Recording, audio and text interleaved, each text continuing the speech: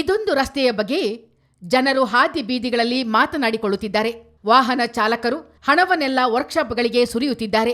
ದ್ವಿಚಕ್ರ ಸವಾರರು ಗುಂಡಿಗಳಲ್ಲಿ ಬೀಳುತ್ತಿದ್ದಾರೆ. ಎಲ್ಲಿ ಯಾವಾಗ ಯಾವ ವಾಹನದ ಚಕ್ರ ಕಳಚಿಕೊಳ್ಳುತ್ತದೋ ಇಂದು ಈ ರಸ್ತೆಯಲ್ಲಿ ಯಾರು ಸೊಂಟ ಮುರಿದುಕೊಳ್ಳುತ್ತಾರೋ ಎಂಬ ಆತಂಕ.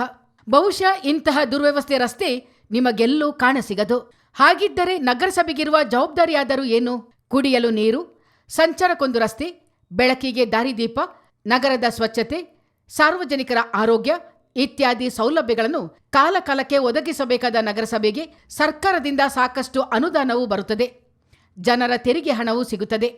ಯಾವ ಕಮಿಷನರ್ ಅಥವಾ ಯಾವ ಸದಸ್ಯರು ಕೂಡ ತಮ್ಮ ಜೇಬಿನಿಂದ ಹಣ ನೀಡಿ ಜನರಿಗೆ ಸೌಲಭ್ಯ ಕಲ್ಪಿಸಬೇಕಿಲ್ಲ.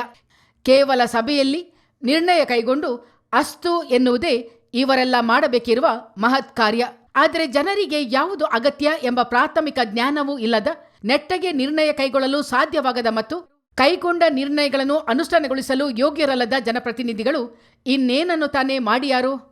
ಇದು ಭಾಳ ಒಂದು ನಾಚಿಕೆಗೇಡಿನ ವಿಷಯ. ನಾವು ಮಡಿಕೇರಿಯವರು, ಕೊಡಗಿನ ಜನರು ಅಂತ ಹೇಳಿಸ್ಕೊಳ್ಳಿಕ್ಕೆ ತುಂಬ ನಾಚಿಕೆ ಆಗುತ್ತೆ ಇಲ್ಲಿ ಬರುವಂಥ ಪ್ರವಾಸಿಗರ ಮುಂದೆ.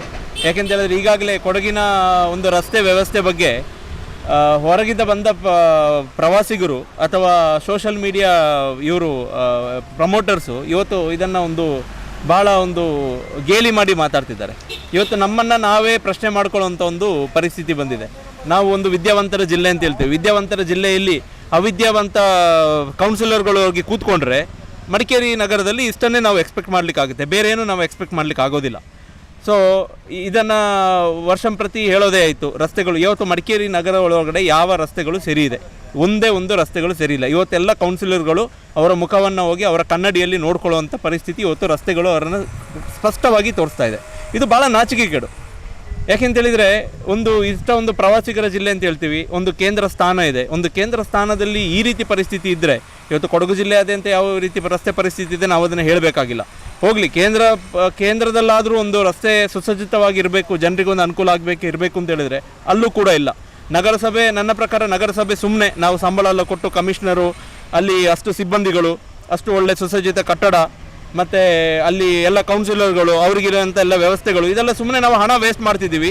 ಆದ್ದರಿಂದ ಸುಮ್ಮನೆ ಅದಕ್ಕೆ ಬೀಗ ಹಾಕಿ ಅವ್ರನ್ನೆಲ್ಲ ಬರ್ಖಾಸ್ತು ಮಾಡಿ ಮನೆಗೆ ಕಳಿಸೋದು ತುಂಬ ಉತ್ತಮ ಅಂತ ಹೇಳಿ. ಮಡಿಕೇರಿಯ ವಸ್ತುಸ್ಥಿತಿ ಹೇಗಿದೆ ಎಂದರೆ, ಯಾವ ದೃಷ್ಟಿಕೋನದಿಂದ ನೋಡಿದರೂ ಇದು ಜಿಲ್ಲಾ ಕೇಂದ್ರವಾಗುವ ಮಾನದಂಡಗಳನ್ನೇ ಕಳೆದುಕೊಂಡಿದೆ.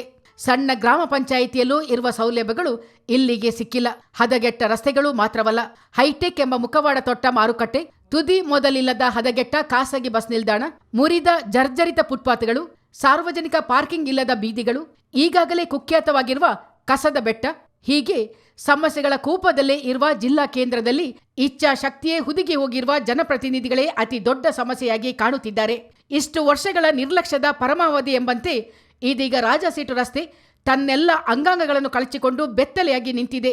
ಈ ರಸ್ತೆಯಲ್ಲಿ ಪ್ರವಾಸಿಗರ ವಾಹನವಿರಲಿ, ಒಬ್ಬ ಸಾಮಾನ್ಯ ವ್ಯಕ್ತಿಯು ನಡೆದಾಡಲು ಸಾಧ್ಯವೇ ಇಲ್ಲ. ರಸ್ತೆಯಲ್ಲಿ ಸಂಚರಿಸುವ ಬಸ್ಸುಗಳು ಉಯ್ಯಾಲೆ ಆಡುತ್ತಿವೆ. ನಿಧಾನವಾಗಿ ಸಂಚರಿಸಿದರೂ ಆಟೋ ರಿಕ್ಷಾಗಳು ಮಗಚಿ ಬೀಳುವ ಸ್ಥಿತಿಯಲ್ಲಿದೆ. ದ್ವಿಚಕ್ರ ವಾಹನ ಸವಾರರು ಮುಗ್ಗರಿಸಿ ಬೀಳುತ್ತಿದ್ದಾರೆ. ಆಫ್ ರೋಡ್ ರ್ಯಾಲಿಗೆ ಅಣಿಗೊಳಿಸಿದಂತೆ ಕಾಣುವ ಮೃತ್ಯುರೂಪಿ ಬೃಹತ್ ಹೊಂಡಗುಂಡಿಗಳು ಬಲಿಗಾಗಿ ಕಾಯುತ್ತಿವೆ.